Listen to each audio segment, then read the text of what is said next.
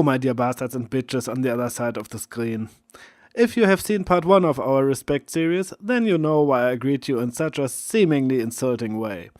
If you haven't, do so if you like, link is displayed. In parts 1 and 2, we have been dealing with respect within the family. Now it is time to leave familiar territory and take a look at respecting the rest of the world.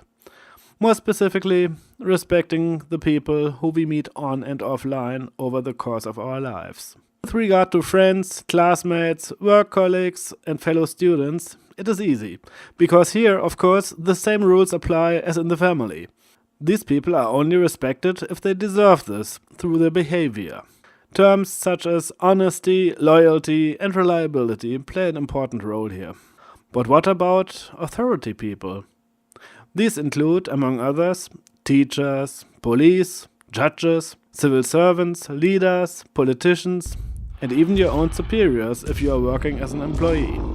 Since they are already referred to as authority people, one would think we have to respect them automatically, as written in the second definition of the word respect, which is shyness expressed in the endeavor not to displease someone because of their higher superior position. Of course, hardly anyone intentionally wants to anger an authority figure like policeman, judge or teacher.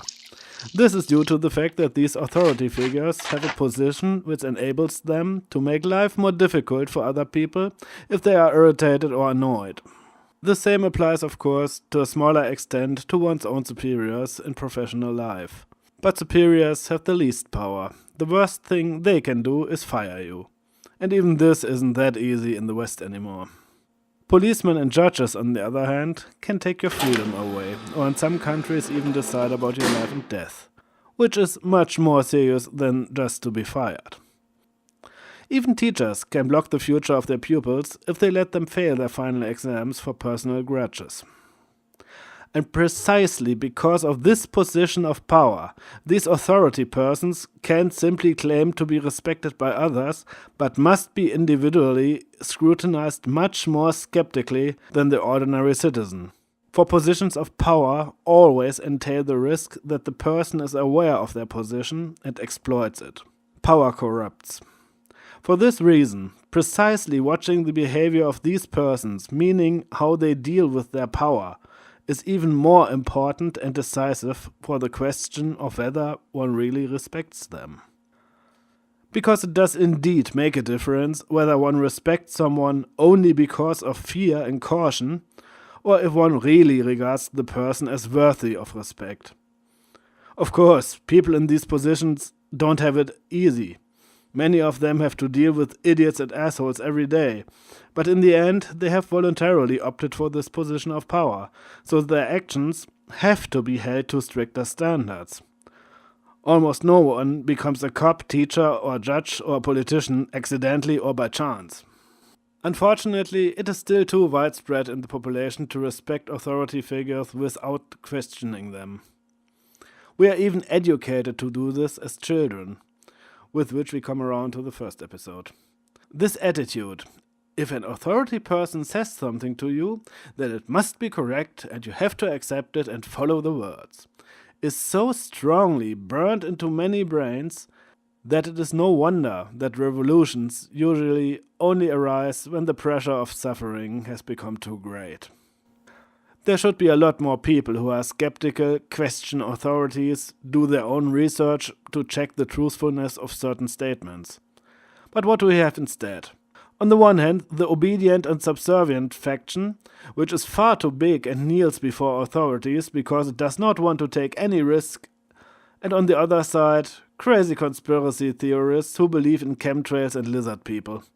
Rationalists are opposed by the conspiracy theorists because they don't believe their bullshit, and opposed by the obedient people because they question authority, which leaves the authorities themselves. They have, of course, an easy game, just putting skeptics right in the corner of the conspiracy theorist, as currently happens with the fake news debate, which we will soon be discussing in another video.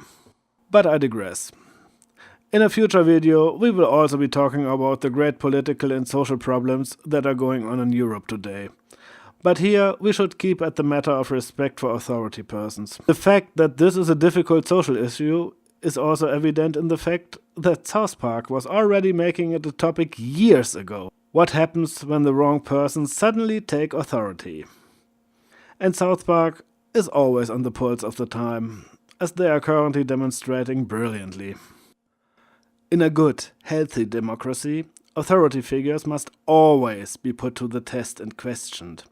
And at least the political class must not only allow this, but promote it. When this is no longer happening, access to information is restricted, whistleblowers are punished rather than honored, and if people who articulate their doubts about statements and decisions made by politicians are placed in a particular corner, democracy has a serious problem. I'm slowly getting angry here, which is no wonder regarding the subject of questioning authority, yes or no. We need to put higher standards on people who decide about things that can have a lasting impact on our lives. Therefore, it is even more important here than anywhere else. Respect must first be earned, and they must constantly prove that they still deserve it.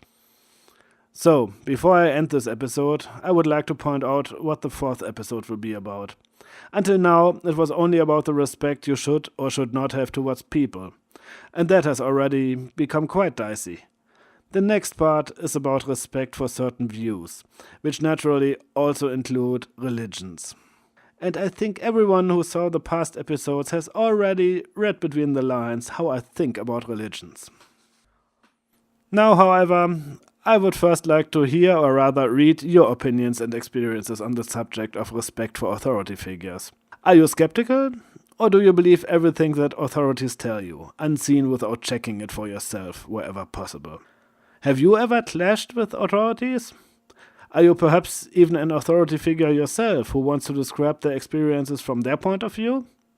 I'm looking forward to your comments. Like, dislike the video, share it in your social media, follow us on Twitter and Facebook, and if you do not want to miss the next part, please subscribe. To be continued. Count on it.